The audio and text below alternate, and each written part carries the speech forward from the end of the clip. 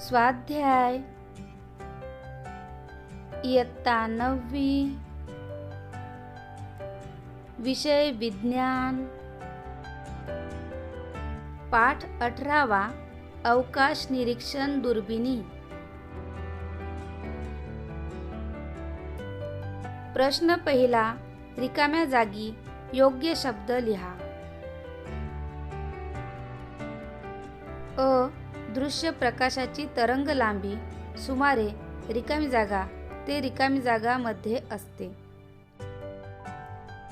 दृश्य प्रकाशाची तरंग लांबी सुमारे 400 नॅनोमीटर ते 800 नॅनोमीटर मध्ये असते।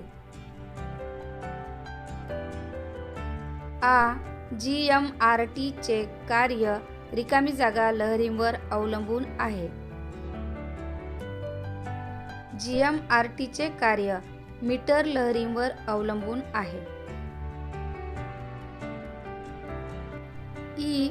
क्ष किरणांच्या एका दुर्बिणीला रिकामी जागा या शास्त्रज्ञाचे नाव दिलेले आहे।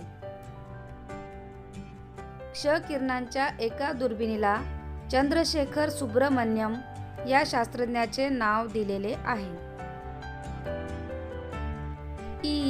अवकाश निरीक्षणासाठी दुर्बिणीचा वापर सर्वप्रथम रिकामी जागा या शास्त्रज्ञाने केला। अवकाश निरीक्षणासाठी दुर्बिणीचा वापर सर्वप्रथम गॅलिलिओ या शास्त्रज्ञाने केला। भारतातील दृश्य प्रकाशाची सर्वात मोठी दुर्बीण रिकामी जागा येथे स्थित आहे।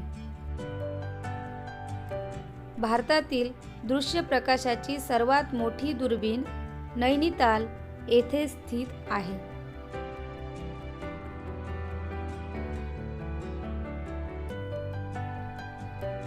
प्रश्न दुसरा, जोड्या लावा।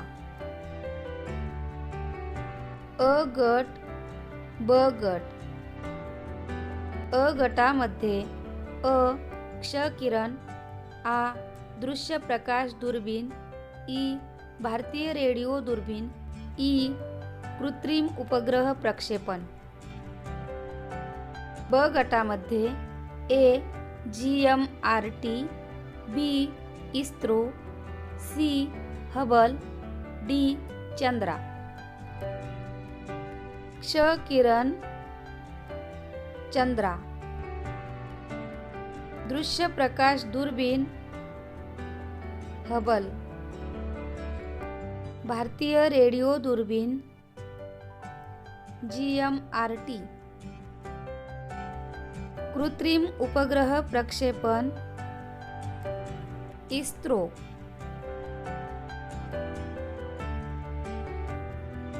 प्रश्न तिसरा, भूपृष्ठावर ठेवलेल्या दृश्य प्रकाश दुर्बिणी वापरण्यात येणाऱ्या अडचणी कोणत्या? या अडचणी कशा दूर करता येतात?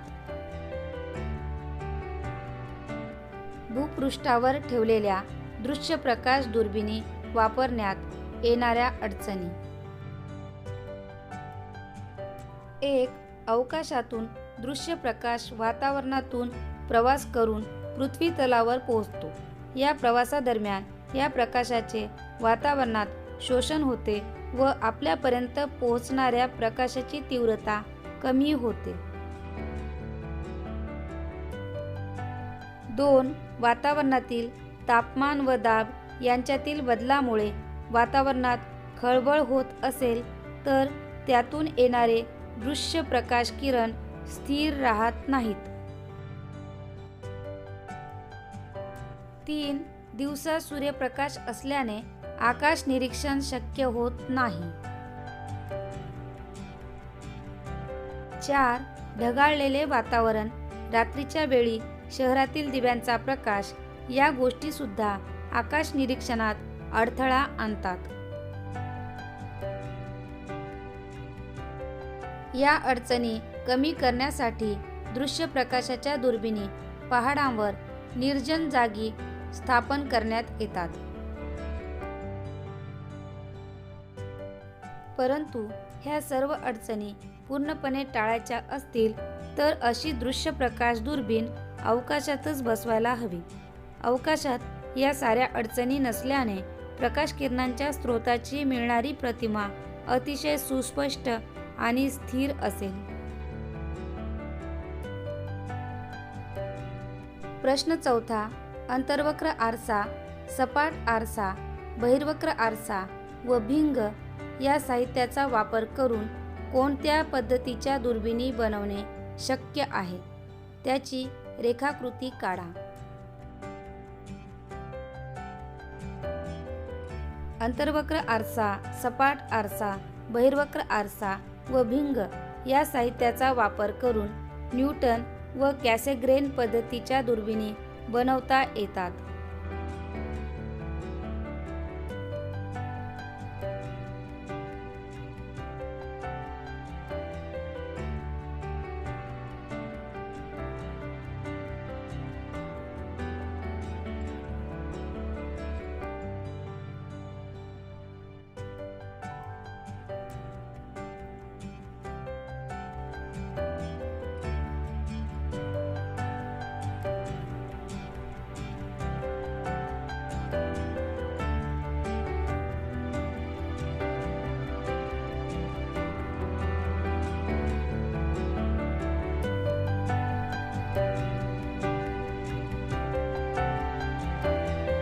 प्रश्न 5वा.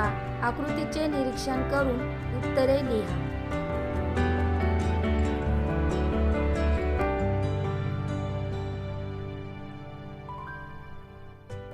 अ.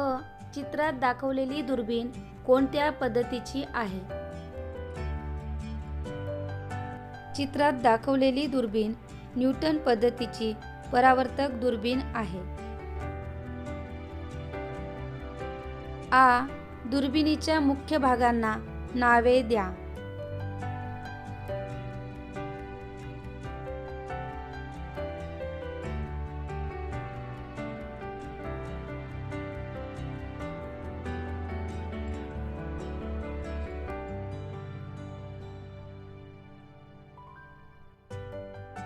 ई. दुर्बीण कोणत्या प्रकारच्या आरशावर आधारित आहे? दुर्बीण अंतर्वक्र प्रकारच्या आरशावर आधारित आहे. ई. या प्रकारच्या आरशावर आधारित दुसऱ्या पद्धतीच्या दुर्बिणीचे नाव काय आहे? या प्रकारच्या आरशावर आधारित दुसऱ्या दुर्बिणीचे नाव कॅसेग्रेन दुर्बीण हे आहे. उ. वरील दुर्बिणीचे कार्य कसे चालते? वरील दुर्बिणीत अंतर्वक्र आरसा, सपाट आरसा व बहिर्गोलीय नेत्रिका हे 3 मुख्य भाग आहेत. ही न्यूटन पद्धतीची परावर्तक दुर्बीण आहे. अंतर्वक्र आरसा आणि सपाट आरसा यामधील अंतरामुळे नाभीय अंतर कमी जास्त करता येते. दूरवरून किंवा दूरवरच्या पदार्थापासून येणारे किरण समांतर असतात. हे समांतर किरण अंतर्वक्र आरशावर पडतात व ते किरण पदार्थाची वास्तव, लहान व उलटी प्रतिमा आपल्या समोरील सपाट आरशावर परावर्तित करतात. सपाट आरशावर पडलेली लहान व उलट प्रतिमा परत परावर्तित होते. आता ही प्रतिमा नेत्रिकेसाठी पदार्थ म्हणून काम करते. नेत्रिका आता साध्या सूक्ष्मदर्शकाचे काम करते व सपाट आरशावरून परावर्तित झालेल्या वास्तव परंतु लहान व उलट प्रतिमेला पुन्हा सुलट परंतु विशाल आभासी प्रतिमा म्हणून नेत्रिकेच्या जवळून निरीक्षक पाहू शकतो.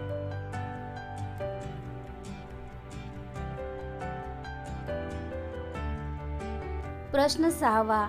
खालील प्रश्नांची उत्तरे लिहा.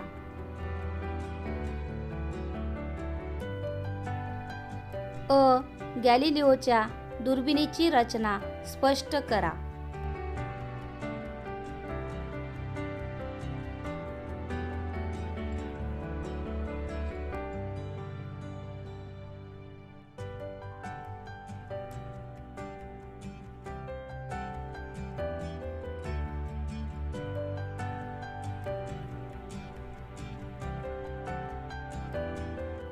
गॅलिलिओ यांनी तयार केलेल्या या दुर्बिणीतून पाहिले असता पदार्थिक भिंगामधून प्रकाशाचे वक्रीभवन होऊन मूळ वस्तू मोठ्या स्वरूपात दिसते.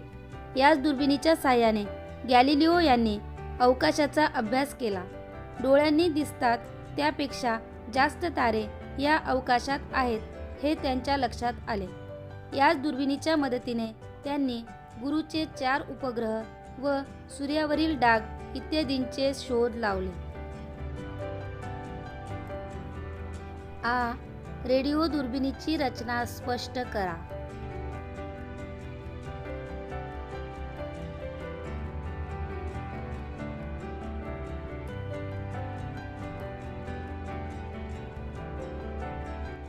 अवकाशातील तारे, ग्रह, दीर्घिका अशा खगोलीय वस्तूंपासून दृश्य प्रकाशाशिवाय इतर प्रकाशलहरी देखील निघतात. या लहरी ग्रहण करून त्यापासून प्रतिमा मिळविण्यासाठी विशिष्ट दुर्बिणीचा वापर होतो. त्यांना रेडिओ दुर्बिणी म्हणतात. रेडिओ दुर्बीण ही विशिष्ट अशा घमेल्याच्या आकाराच्या एक डिश किंवा अनेक डिशच्या संचापासून बनवली जाते. दृश्य प्रकाश दुर्बिणींप्रमाणेच या डिशच्या वक्र भागावरून परावर्तित होणाऱ्या रेडिओ व अन्य प्रकाशलहरी डिशच्या नाभी केंद्राशी एकत्रित केल्या जातात व पुढे संगणकाद्वारे या लहरींवरून प्रतिमा मिळवली जाते. अनेक रेडिओ दुर्बिणींचा एकत्रित समूह करून एक महाकाय रेडिओ दुर्बीणही बनवता येते. पुण्याजवळ नारायणगाव येथे अशा 30 दुर्बिणींना एकत्र करून जणू काही 25 किलोमीटर व्यासाची महाकाय रेडिओ दुर्बीण तयार झाली आहे. दृश्य प्रकाशाच्या दुर्बिणी पहाडावर निर्जन जागी का उभारण्यात येतात? अवकाशातून येणारा दृश्य प्रकाश पृथ्वीच्या वातावरणातून प्रवास करीत पृथ्वीवर पोहोचतो. वातावरणाचा तापमान व दाब यामुळे दृश्य प्रकाश स्थिर राहत नाही. वातावरणातही प्रकाश शोषला गेल्याने त्याची तीव्रता कमी होते. रात्रीच्या वेळेस शहरातील दिवे, दिवसा प्रखर सूर्यप्रकाश, काही वेळेस ढगाळलेले वातावरण अशा विविध अडचणी टाळण्यासाठी दृश्य प्रकाशाच्या दुर्बिणी पहाडावर निर्जन जागी उभारण्यात येतात. क्ष किरणांची दुर्बीण पृथ्वीवर कार्यरत का होऊ शकत नाही? अवकाशातील खगोलांपासून विविध स्वरूपातील प्रकाश किरणे पृथ्वीकडे येत असतात. मात्र या प्रकाश किरणांपैकी क्ष किरणे पृथ्वीच्या वातावरणाच्या अडथळ्यामुळे पृथ्वीपर्यंत म्हणजेच भूपृष्ठापर्यंत पोहोचू शकत नाहीत. त्यामुळे वातावरणाचा किंवा तापमान, दाब असा अन्य अडथळा पृथ्वीवर असल्याने क्ष किरणांची दुर्बीण पृथ्वीवर कार्यरत होऊ शकत नाही.